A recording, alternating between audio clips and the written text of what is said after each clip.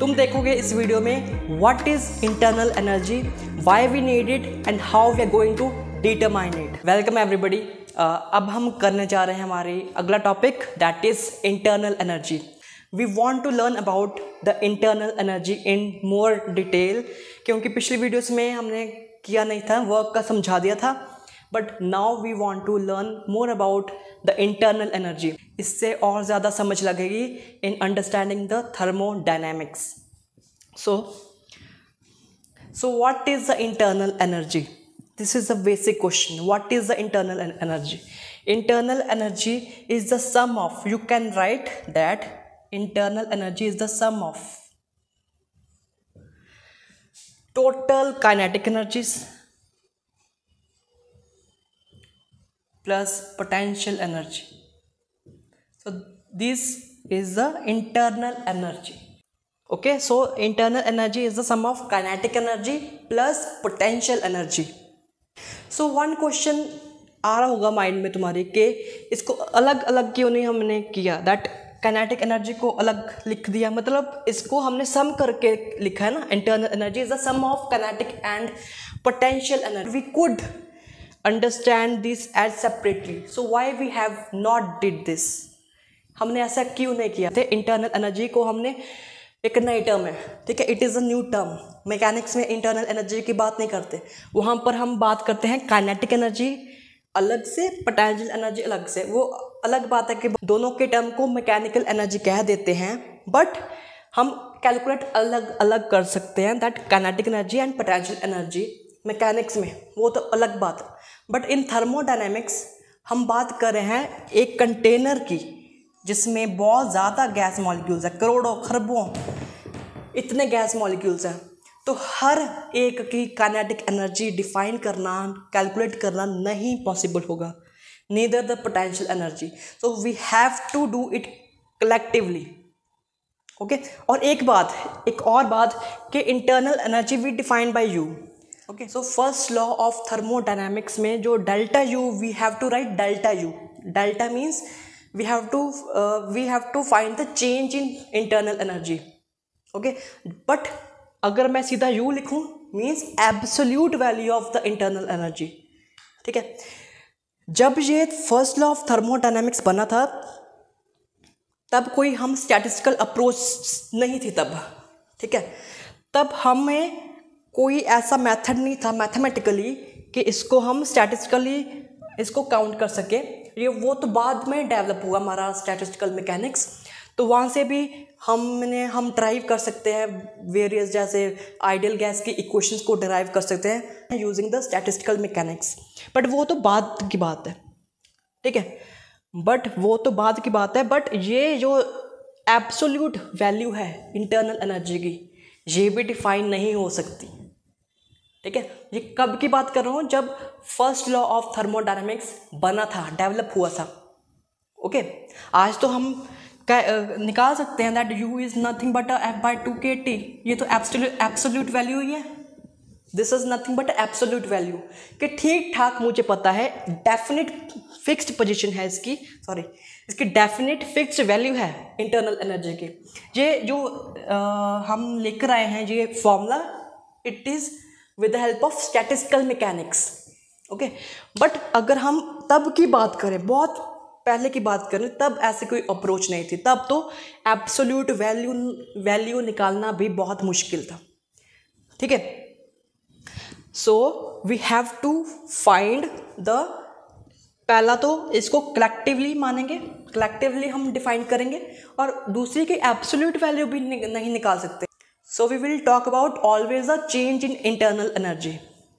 Okay, so change कितना हो वो important है फर्स्ट लॉ को समझने के लिए। तो ये तो बात होगी हमारी इंटरनल एनर्जी की। आगे बात करेंगे इंटरनल एनर्जी हमें डिफाइन ही क्यों करनी पड़ी, why we need to study it. Okay, let's do it.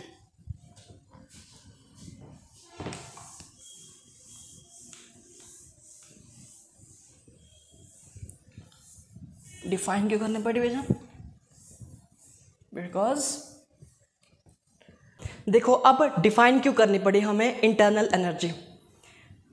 एक तो बहुत सीधी सी बात है that if you talk about first law of thermodynamics, okay, मान लो तुम्हें फर्स्ट लॉ ऑफ थर्मोडायनेमिक्स नहीं पता, ओके, आई प्रिटेंड दैट मुझे नहीं पता first law of thermodynamics, okay, so I experimentally perform some experiments, okay, तो उन एक्सपेरिमेंट्स से मुझे क्या मिलेगा कि if I have a rigid container जिसमें ये जो पिस्टन है दैट कांट मूव, और इसको मैंने हीट सप्लाई कर दी, ओके, जब हीट सप्लाई करी और इसमें गैस है then it will not move upwards, okay, तो मैं सोच रहा हूँ कि मेरी इंटरनल एनर्जी, तो मैं सोच रहा हूँ कि मेरी जो हीट एनर्जी डेल्टा क्यू है जो मैंने प्रोवाइड की है इस गैस को, वो कहाँ पर यूज़ हो रही है।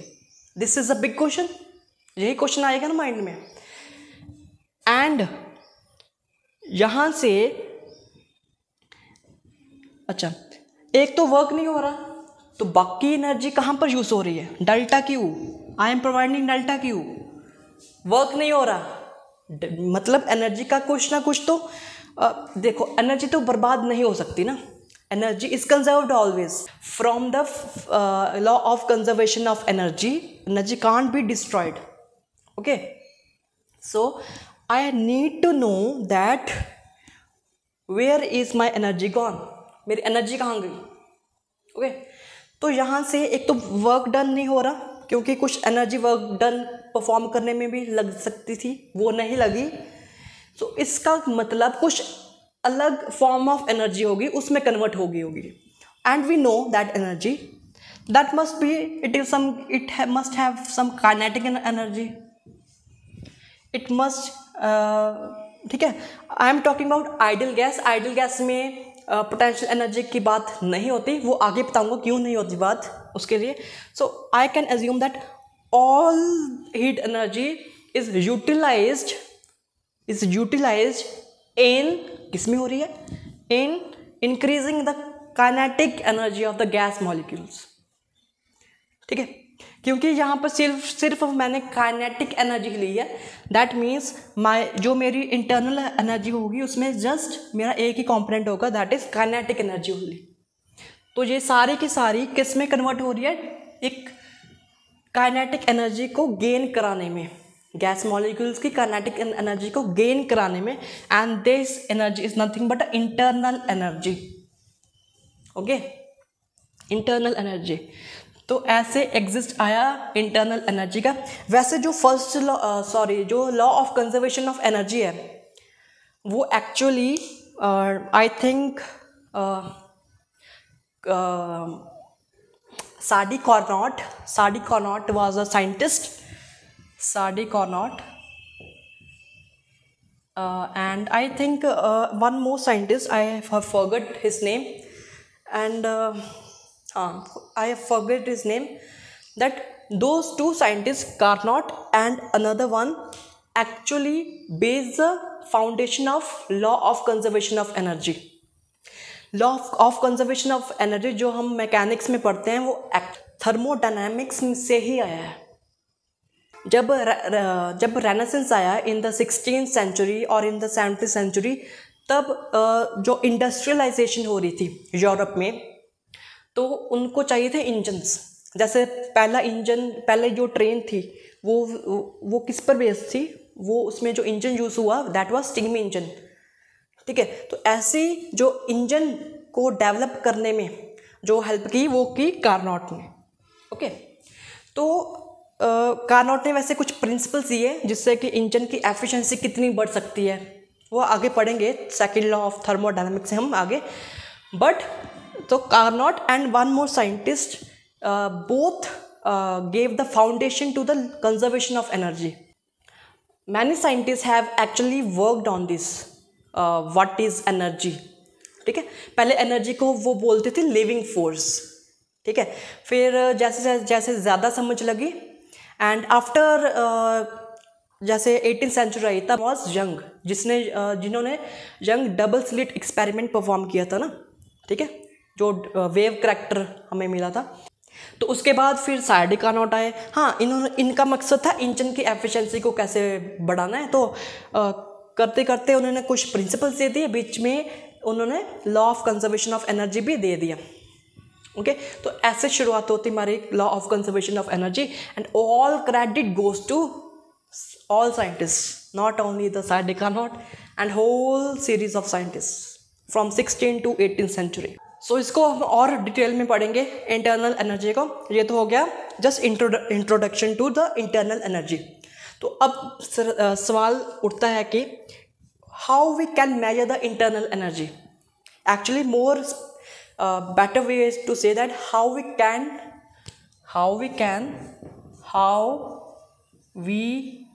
can find change in internal energy.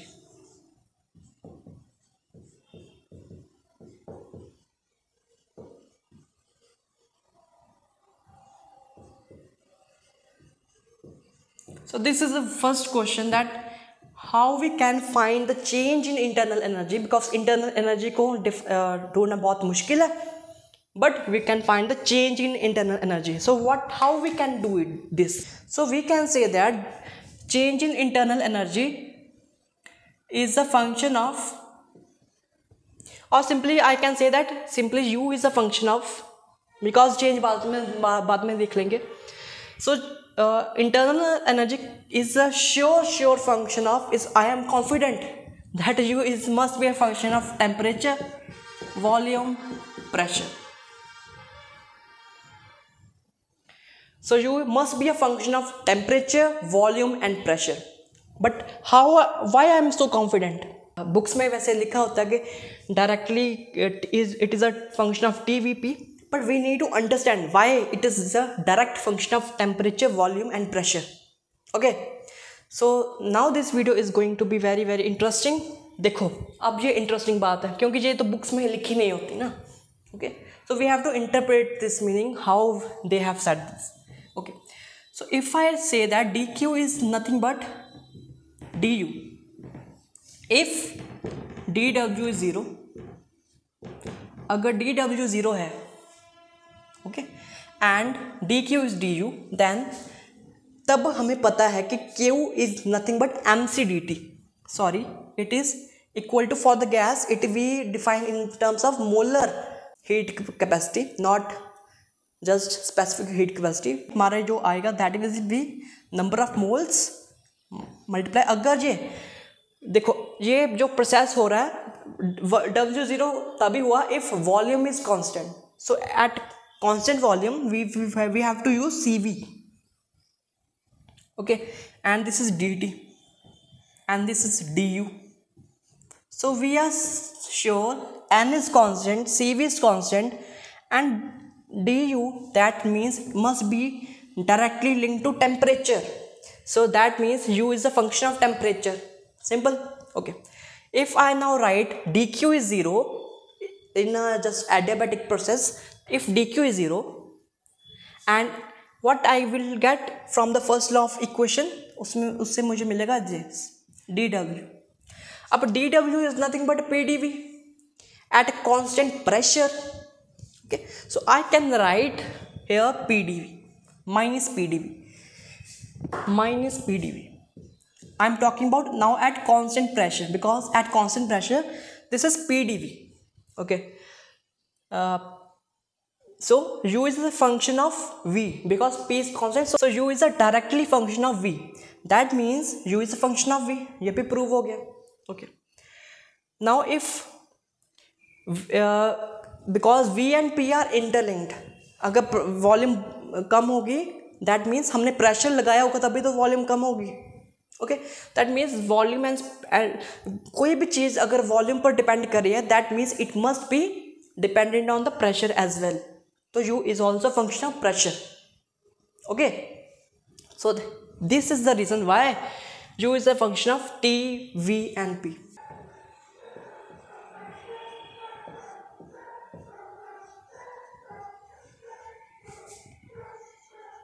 So for the ideal gas, I can say that U is only a function of temperature, only nothing else. Why I am saying volume का के ऊपर क्यों नहीं pressure है? इसके दो reasons है. पहला तो मैथमेटिकल है, दूसरा क्या है, चलो पहले दूसरा बता देता हूँ. ओके, तो वो रीज़न है कि आइडियल गैस असल में क्या होती है, at a very high temperature and very low pressure. Ideal gases में जो दो, मान लो ये जो एक गैस मॉलिक्यूल है और दूसरा गैस मॉलिक्यूल है, तब हम इसको कंसिडर कर सकते हैं पॉइंट पार्टिकल्स। ओके, जब ये पॉइंट पार्टिकल्स होते हैं, the volume occupied by the gas molecule is negligible because it is a point particle. तो जब ये पॉइंट पार्टिकल है और डिस्टेंस भी बाकी गैस मॉलिक्यूल से दूर है, then it doesn't experience any attractive or repulsive force from the other gas molecule। किसी तरह की फोर्स महसूस नहीं करता कोई भी गैस मॉलिक्यूल हो, ठीक है। अच्छा, अगर हम वॉल्यूम कम भी करते हैं एट मतलब अगर टेम्परेचर बहुत ज़्यादा हो और तब वॉल्यूम कम करें, this is a condition, temperature बहुत ज़्यादा हो और तब वॉल्यूम बहुत कम कर दें। So in that scenario what happens that volume के ऊपर तब भी डिपेंडेंस नहीं आता, क्योंकि तब भी कोई भी वो फोर्स महसूस नहीं करते। कौन? Gas molecules. दैट मीन्स चाहे हम वॉल्यूम कितनी बढ़ा दें, चाहे जितनी कम कर दें, कोई इनके ऊपर फोर्स लगने नहीं वाली, कोई दूसरा गैस मॉलिक्यूल इसके ऊपर हावी नहीं होने वाला, डोमिनेट नहीं होने वाला। दैट मीन्स वॉल्यूम का तो कुछ डिपेंडेंस ही हमें नज़र नहीं आ रहा। So this is the reason why U is only a function of temperature, not on the volume or pressure. But अगर हम वॉन डेर वाल गैस की बात करें जो आगे बढ़ेंगे, उसमें वॉल्यूम पर डिपेंडेंस होती है। ओके, सेकेंड रीज़न, तो जब तुम आगे पढ़ोगे आगे जाकर तुम्हें जो इक्वेशन मिलेगी del U by del T del V, that explains the dependence of internal energy on the volume. ये हम बाद में डिराइव करेंगे, but this is the reason. अगर इसकी हम कैलकुलेट करें वैल्यू, तब इसकी वैल्यू कितनी आती है? 0। करके देख लो। जब ये आंसर 0 आएगा, then what happens, that we say that U is not depending on the volume because it is 0, differentiation is 0, partial differentiation is 0। अगर पार्शियल डिफ्रेंशिएशन 0 है, then U is not depending on the volume। So 2 reasons हमने बता दिए। तो अगर तुम्हें ये lecture पसंद आया हो, लाइक ज़रूर करो, शेयर करो अपने दोस्तों के साथ, and please subscribe it and also share this video. Thank you.